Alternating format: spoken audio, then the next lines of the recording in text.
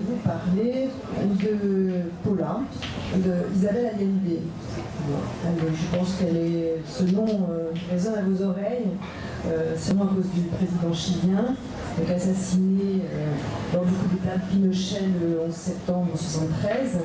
Et là, il se trouve que c'est donc la fille d'un cousin, je crois, Germain, qui s'appelle Isabelle Allende, qui est donc fille de diplomate et qui a pas mal voyagé. Et qui n'a pas fait de grandes études, c'est pas une grande intellectuelle, c'est pas un grand écrivain, mais c'est à mon sens un bon écrivain, parce que son écriture reflète vraiment sa personnalité extraordinairement chaleureuse. Alors Marie-France m'avait demandé de parler d'un coup de cœur éventuellement dans mon enfance. Alors dans mon enfance, bon, j'avais que des coups de cœur très littéraires parce qu'on me donnait à lire justement. Je rejoins ce que disait Baptiste. Alors moi c'est un peu le contraire, c'est-à-dire qu'on lisait pour m'endormir des comédies proverbes de Musset. Après on m'a donné tout à lire avant la 6e. Bon, donc moi dès que j'ai pu mon grand coup de cœur, c'était Ciao vieux collège. C'était le premier livre que je lisais qui n'était pas littéraire. Ciao vieux collège, voilà. Donc c'était ça, mais je ne pouvais pas vous parler de Ciao vieux collège parce que d'abord j'en ai plus de souvenirs véritablement, sinon que c'était un lycéen qui regrettait son vieux collège. Bon, donc ça vous aurait certainement passionné. Mais bon, voilà. Mais je rechercherai, cela dit, j'irai sur Google et je taperai Ciao vieux collège. Bon. Donc, bon, j'ai lu Paula il y a moins de 10 ans. C'est sorti en 1994. Isabelle Allende est surtout connue pour La Maison aux Esprits, donc paru en 1982, qui a été ensuite adapté au cinéma, qui raconte l'histoire de la maison, de son grand-père. Enfin, elle est très douée pour les histoires. Elle a écrit beaucoup de contes pour enfants. Et là, la particularité de Paula, alors comment je me suis mise à lire Paula chez lui, c'est parce que, alors, c'est amusant parce que là aussi, je rebondis sur ce que disait Baptiste tout à l'heure sur le lien entre l'audio et la lecture, parce que le dernier livre dont j'ai parlé à Mousano, j'en avais entendu parler sur France Culture, et celui-ci, c'est à la télé.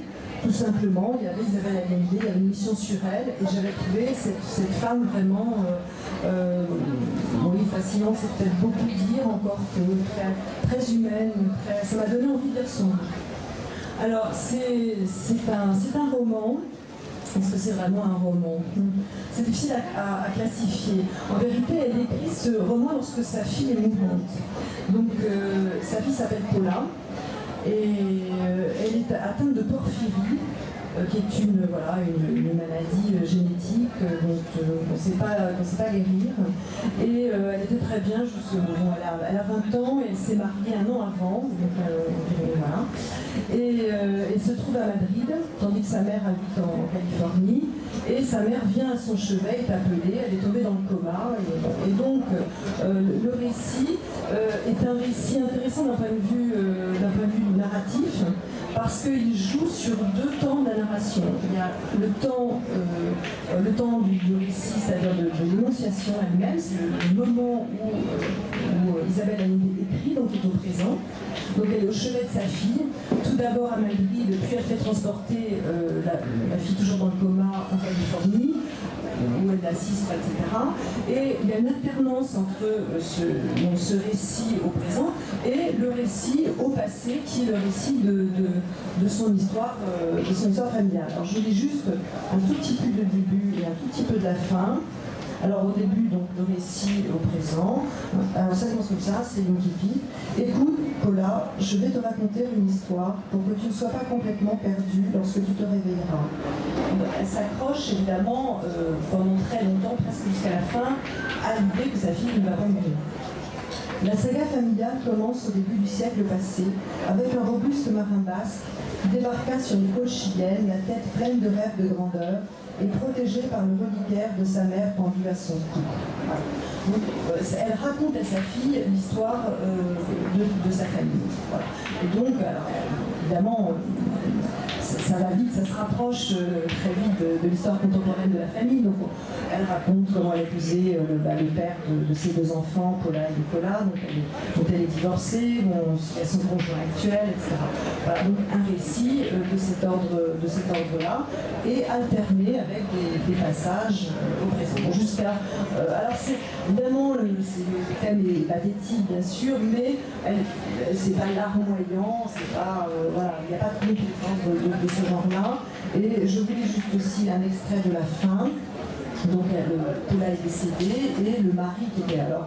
On rêve de jeunes couples aussi épris. Ils sont un an après le mariage, ils sont évidemment millionnaires, donc c'est vraiment très triste. Alors il vient, il dit, il arrive.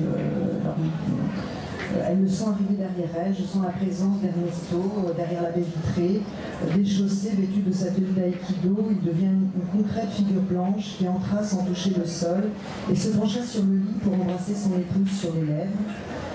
« À bientôt, ma toute belle, attends-moi de l'autre côté, dit-il, puis il enleva la croix qu'il portait toujours et la passa au cou de Paula. Je lui rendis alors l'alliance que j'avais depuis exactement 1 an, et il la fit glisser à son doigt comme le jour de leur mariage. » Voilà.